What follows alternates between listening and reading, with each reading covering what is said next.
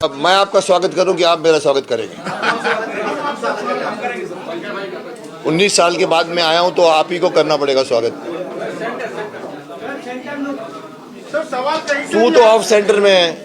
हाँ, कहीं से भी है, लुक सेंटर में रखो। ओके, ठीक है जी। जी चलिए शुरू करते हैं। रोलिंग 19 साल के बाद आप लौट रहे हैं, नई जनरेशन नई पीढ़ी आपको देखने के लिए तैयार है। हमने तो बहुत एंजॉय किया। आज की जनरेशन को आप किस तरह की सीख देना चाहेंगे? देखिए, आज की जनरेशन को 1997 के बच्चों से 10 गुना ज़्यादा सीख की आवश्यकता है। आज के बच्चे भाग रहे हैं, उन बच्चों को खड़ा करके कुछ न कुछ मार्गदर्शन करना जो माता पिता नहीं कर पा रहे, गुरु भी नहीं कर पा रहे, बच्चे गूगल के साथ जा रहे हैं। तो इसके लिए मैं आया हूँ कि उन बच्चों को मार्गदर्शन चाहिए। तो शक्तिमान का सुपर हीरो लेकर नहीं आया हूँ, शक्तिमान का सुपर टीचर लेकर आया हूँ जो बच्चों को सिखाएगा। हाँ, एक सेकंड का पॉज। अरे साहब, या तो मैं बोलूँ या आप बोलेंगे? ओ साहब, पीछे कोई कुछ नहीं बोलेगा, कोई नहीं बोलेगा कुछ भी पीछे। ओके, बात आइए, चलिए आइए जी। आज जो गाना लॉन्च हुआ उसके देखिए, मैं सीखने की कड़ी में सबसे पहले मुझे महसूस हुआ कि अरे एक सेकंड रुक जाओ, क्यों बोलते हैं आप लोग? ओए, कौन बोल रहे हैं वहां पर? अरे जानवर लोग हो यार। यार आप लोग कितने भी सीनियर हो, जस्ट कीप क्वाइट। आपने मुझे बुलाया बोलने के लिए ना, सुनते क्यों नहीं आप लोग? फिर जो बात करनी है बाहर लेके जाओ ना। रोलिंग सर, थोड़ी सी शिष्टता रखो आप लोग। सर गाने के बारे में बता जी देखिए, मैंने जो कहा है कि मैं सुपर टीचर बनकर मैं अपने आप को फिर से लेकर आया हूँ। शक्तिमान में जो मारामारी होगी, जो एक्शंस होंगे वो आएंगे। फिल्म तो बन रही है, कौन शक्तिमान बनेगा मुझे ही नहीं मालूम, मैं आपको जवाब नहीं दे सकता। लेकिन मुझे ये लगा कि बच्चों को सिखाना जितना मेरा हक है शायद नए शक्तिमान का नहीं होगा, क्योंकि उन्होंने कुछ नहीं किया है बच्चों के साथ दोस्ती। एक ज़माने में मुझे याद है जब मैं शक्तिमान का कॉन्सेप्ट लेकर मैं धीरेन्द्र ब्रह्मचारी के गुरु थे, उनके पास मैं लेकर गया था ये पूछने के लिए कि कुंडलिनी होती है कि नहीं। उन्होंने कहा होती है साहब कुंडलिनी के। वो उन्होंने मुझे कहा था मुकेश जी आप ऐसा कर, 80-90 साल के सीधे बैठे हुए थे, बोला ऐसा करिए मुकेश जी बच्चों को योगा सिखाइए। मैंने कहा देखिए, अगर मैं बच्चों को योगा सिखाऊंगा ना सब भाग जाएंगे। पहले उनको दोस्त बनाने दीजिए, चॉकलेट देने दीजिए, उसके बाद जब वो बैठ जाएंगे तो मैं कुंडलिनी की बात करूँ तभी सुनेंगे। कहने का तात्पर्य यह है कि मैं बच्चों को, मैंने 30 साल लगाए हैं, 1997 से 2005। छोटी छोटी मगर मोटी बातें आती थी। उसके बाद हमारा गैप पड़ा 19 साल का। फिर भी मैं समझता हूँ मैं स्कूल के, हिंदुस्तान के ऑलमोस्ट एवरी कॉर्नर के स्कूल में मुझे इन्वाइट किया गया है।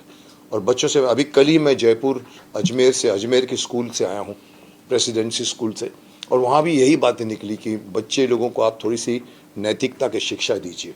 मैंने कहा साहब बहुत ज़रूरत है। ये गाना बनाने का तात्पर्य ये था कि चलो पहले सबसे पहले शुरुआत करते हैं। बहुत सी बातें आज बच्चों को बताने के लिए, बहुत सारी बातें।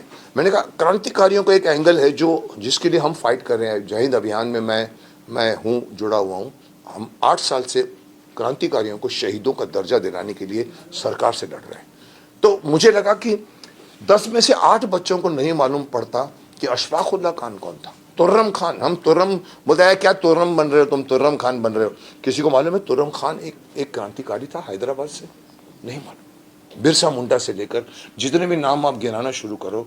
हमने कहा चलो पहेली के थ्रू हम बच्चों से शक्तिमान पूछेगा। फिर मैंने कहा चलो एक काम करते हैं, मैं ही गाता हूँ इसको। फिर हमको लगा चलो शक्तिमान की कॉस्ट्यूम ऐड करते हैं। पहले शक्तिमान दिमाग में नहीं था, पर मुझे लगा कि शक्तिमान अगर बच्चों से पूछेगा तो 97 की मेमोरी ताज़ा हो जाएगी, और वो जो बच्चे सीखते थे उस ज़माने में और आज के बच्चे भी सीखेंगे। इसीलिए ये गाना बनाया है। आज़ादी के वीरों की ये कथा सुहानी लगती है, लाख छुपाया जाए जानी पहचानी लगती है। ये मैंने धृष्टता करके अपनी आवाज़ दी है। और शक्तिमान की जब भी हम कल्पना करते हैं तो मुकेश खन्ना के अलावा हमारे जहन में कोई आता ही नहीं है। आज कई फिल्में बनाने की कोशिश की जा रही है शक्तिमान को लेकर। सर आप ही खुद क्यों नहीं फिल्म बना लेते हैं? नहीं, बना लेते का मतलब क्या साहब, मैं ही बना रहा हूँ। आपको शायद अभी तक मालूम नहीं है, मैं ही बना रहा हूँ सोनी के साथ मिलकर। मैंने उनको बनाने को नहीं दे दिया, हम लोग मिल के बना रहे हैं। नहीं, आप कास्टिंग की बात कर रहे हैं या बनाने की बात कर रहे हैं? आप कहते हैं कि आप तो आप बोलिए कि शक्तिमान आप क्यों नहीं बन जाते, ये आप बोलना चाहते हो? करेक्ट। देखिए बहुत सारे एंगल्स हैं उसमें। कमर्शियल लेंस भी, कमर्शियल भी एक सेंस होता है। 200 करोड़ की फिल्म बनने वाली है। हालांकि मैंने तो इनको साफ कह दिया था कि सर आप ऑल ओवर इंडिया में ऑडिशन करा दीजिए सर, आप शक्तिमान के लिए पूरा इंडिया खड़ा हो जाएगा। नए लड़के को लेकर आइए, शक्तिमान के लिए स्टार की आवश्यकता नहीं है। सो बट वो एंगल मत छेड़िए, क्योंकि उसके मैं ज़्यादा नहीं बोल सकता। बट कहीं ना कहीं मुझे लगा कि किसी ने तो किसी ने करना है। We are still finding out, we are still sitting and talking about कौन बनेगा शक्तिमान। और वो बहुत इंपॉर्टेंट है, क्योंकि कास्टिंग बहुत इंपॉर्टेंट होती है, फिजिकल कास्टिंग। आज की एक्टर्स की बात करें तो काफी फिजिकली फिट होते हैं। 6 एप्स वाले की 7 एप्स वाले की बातें चलती है। शक्तिमान इतने फिट नहीं थे, एक नॉर्मल व्यक्तित्व थे। तो आप इस तरह के व्यक्ति को देखना पसंद करेंगे कि आप जैसा हो? देखिए बाहर की शक्ति से ज़्यादा ताकत होती है अंदरूनी शक्ति। बाहर के बड़े बड़े मसल वाले बिल्डिंग के अंदर जितनी ताकत नहीं होगी, उतनी एक योगी पुरुष में होगी। योगी पुरुष का शरीर, उसका माइंड उसके साथ चलता है। उसके अंदर इतनी शक्ति होती है कि वो अगर आप कि उसको आप लगेगा नहीं कि ये बॉडी बिल्डर है, लेकिन साहब उसके जो इरादे और उसके देखने और उसकी बात करने का, उसका शायद एक मौका पड़ेगा, बड़े बड़े लोगों को भी मालूम नहीं पड़ेगा कहाँ से लगा है। योगी पुरुष बनिए। इसलिए ज़रूरी नहीं है कि we should have a athletic body वाला शक्तिमान। वी शुड हैव वो जिसके लुक में शक्तिमान है। सर एक आजादी के वीरों की जो जी मुकेश सर के गाने मुकेश सर एक सवाल है आपसे। आपको अभी तक पद्मश्री अवार्ड नहीं मिला, इसके बारे में क्या कहना चाहेंगे सर? कौन सा श्री यार, मैं किसी श्री में बिलीव नहीं करता। और पद्मश्री मुझे नहीं मिला, पर आप लोगों का इतना प्यार मिला है मुझे, आप लोगों की इतनी सद्भावनाएं मिली हैं, इतने गुडविल है। मेरे पास जितनी गुडविल है साहब, आज के सभी एक्टरों को मिला के बिठा दो, जितनी गुडविल मेरे पास है, माफ़ करना मैं अहंकार नहीं कर रहा हूँ, मेरे पास गुडविल की कमाई अरबों रुपए की। पद्मश्री लिया नहीं जाता, पद्मश्री मांगा नहीं जाता, पद्मश्री दिया जाता है। जिस दिन किसी को लगेगा कि मुझे देना है, चांदी की थाली पे मुझे अगर देंगे फिर भी सोचूंगा मैं। क्योंकि मेरे लिए कल मैंने एक रिमार्क पास किया था बीच में। मैं चंद्रशेखर आज़ाद के जन्मस्थली में गया था और मैंने वहाँ पर प्रेस को कहा था कि जो ये भारत रत्न का अवार्ड है, चंद्रशेखर आज़ाद जी को दे देना चाहिए आपको। और ये भारत रत्न का मान होगा, चंद्रशेखर आज़ाद जी का मान नहीं होगा। सो डिजर्विंग कैंडिडेट को मिले, मुझे मिले ना मिले वो मैं नहीं सोच सकता और ना मैं मांग सकता हूँ। मैं सर मेरा एक गाने को लेके ही सवाल है जी। जो गाना अभी देखा, गाना बहुत बेहतरीन है, बच्चों को लेकर है। मुझे ऐसा लग रहा है कि सर बच्चों को ही नहीं, बड़े और बुजुर्ग को भी जरूरत है हमारे क्रांतिकारी को जानने के लिए। क्या फ्यूचर में जो नया गाना आएगा वो उनको ध्यान में रखते हुए बनेगा? नहीं, देखिए इन अ वे देखिए, बच्चों की स्लेट खाली होती है। मैंने अभी बीच में कहीं कहा था, मैंने कहा छठी क्लास से आप संस्कृत डाल दीजिए। जैसे लॉर्ड मैकॉले ने छठी क्लास में इंग्लिश डाला था 1835 में। आज हम वही कॉन्वेंट स्कूल में पढ़ते आ रहे हैं। आप संस्कृत पढ़ाइए साहब, बड़ों को नहीं पढ़ा सकते। उनका दिमाग जो होता है ना, ट्रैफिक जैम होता है। छठे बच्चे का मैंने कहा गीता पढ़ाइए छठी में। सो बच्चों को सिखाने के माध्यम से, मेरे को किसी ने कहा अरे साहब मुकेश जी, छठी में गीता डालेंगे तो बच्चों को गीता क्या समझ में आएगी? मैंने कहा नहीं आएगी ना, माँ बाप से पूछेंगे।